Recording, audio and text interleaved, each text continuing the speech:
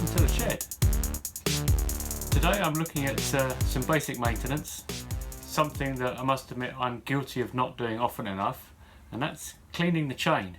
Now Suzuki reckon in the service manual that you should be doing this monthly or 600 miles, whichever comes first. They don't recommend using solvents to clean the chain. I must admit that's a big temptation, and that's something I see a lot of people doing on YouTube. Grab a can, spray it on the chain, watch all the old oil and shit actually just dissolve away. It looks great, but does it do your chain any good? Maybe, maybe not. Maybe some are okay, maybe some are not. Suzuki don't recommend it, I don't recommend it. It takes a little bit more effort to do it properly, but not very much. And if you keep on top of it, then it'll make sure your chain lasts longer, and that saves a lot of money because chains are expensive. You want to put a nice chain on your bike, expensive chain, so why allow it to die early? Okay, let's get into it. Okay, so it's a very simple skill, really basic. Some cardboard on the ground to protect your whatever surface you're on from the oil that's going to drip off it.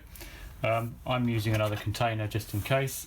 A little bit of engine oil, just heavyweight engine oil is what Suzuki recommend for lubing the chain.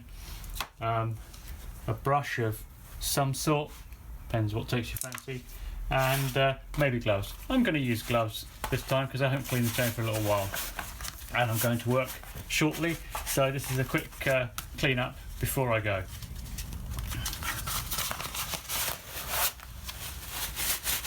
Especially at this time of year, you get a lot of build up of salt that's come off the road, just general grit and everything else that's washing up because it's wet, so worthwhile just spending this few minutes getting this clean.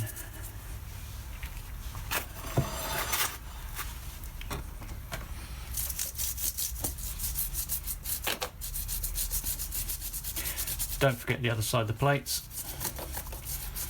Just because you can't see it doesn't mean it's not affecting the chain.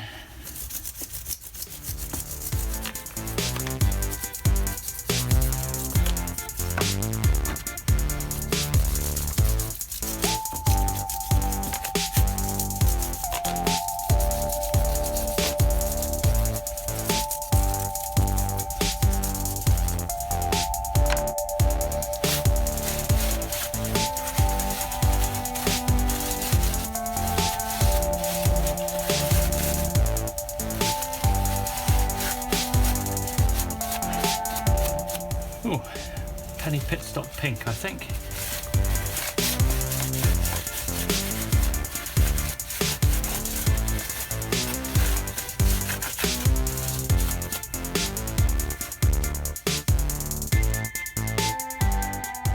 Whilst you're cleaning, have a check to make sure that all of the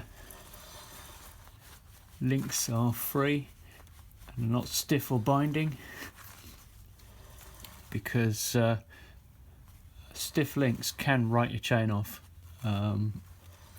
so catch them before they stiffen up, keep on top of the cleaning, and keep it well lubricated. You might want to pull your chain guard off and clean inside that, and also give the rear sprocket a bit of a wipe around to make sure that you've got all the dirt and grit that's living on there, so it doesn't transfer back into the chain. Don't forget, if you've got any oil spray over your back wheel, now's the time to clean that off, and also make sure that you haven't got any oil on the tyre.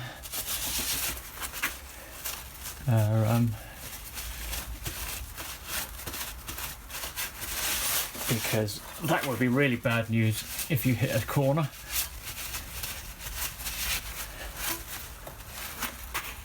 So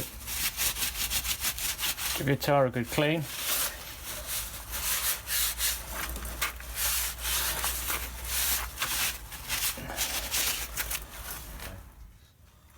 And there we go, one clean chain and well lubricated, no stiff links, ready to keep going.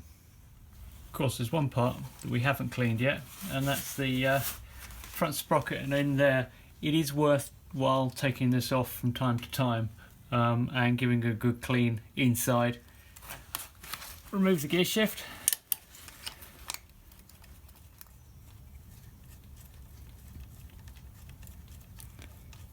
Here you may need to just pry this open a little bit so that it will come off.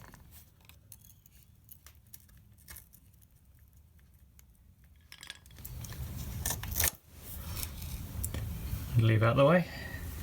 Then remove the bolts.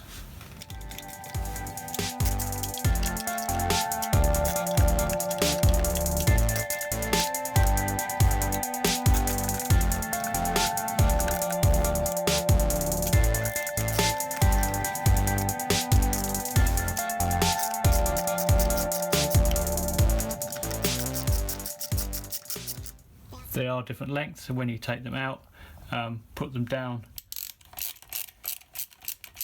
to the side in the same pattern that they were in here.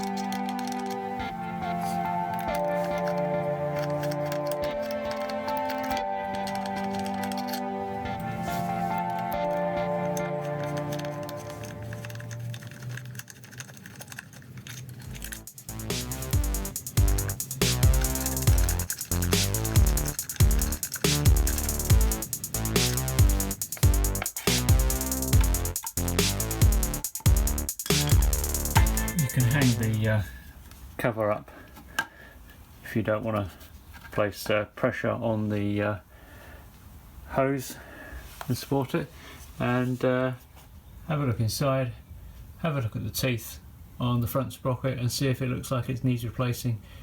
If it does, then replace it. This, as you'll notice, sits right in front of the chain. It's at the point where the chain is the tightest curve. It's where it does the maximum throw off, because this is where it really accelerates and changes direction. This is why it throws so much off into this cover, and that's why this cover and in here is so dirty. So now, yeah, just a little bit of cleaning in here, cleaning inside the cover, and then all back together. And I say, just have a look at your teeth there. I have a new sprocket to go on here. I'm not going to do it today. But this is the one that wears your chain out, because it's the sprocket that wears out faster. It's got less teeth, therefore the teeth are in contact. Each tooth is in contact with the chain more than the rear. So this is the one that's going to wear out, and if the teeth start to wear, that's what wears your chain. So keeping on top of this one, I'm just going to clean it today and have a closer look.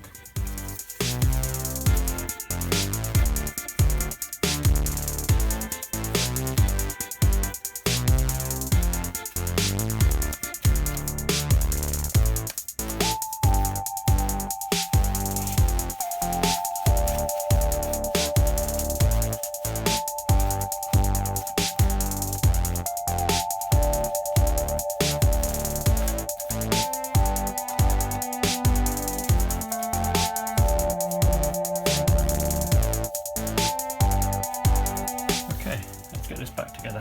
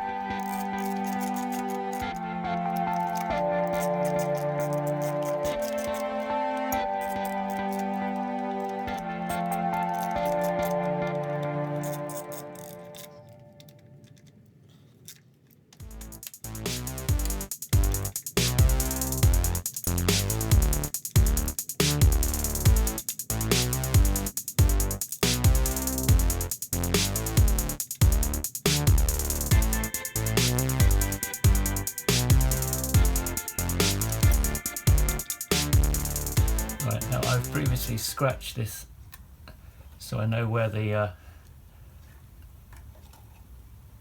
slot goes, and at the end of the day, if you get this adjustment out, it's just going to change the height of your pedal, so if it's not right, take it off and do it again.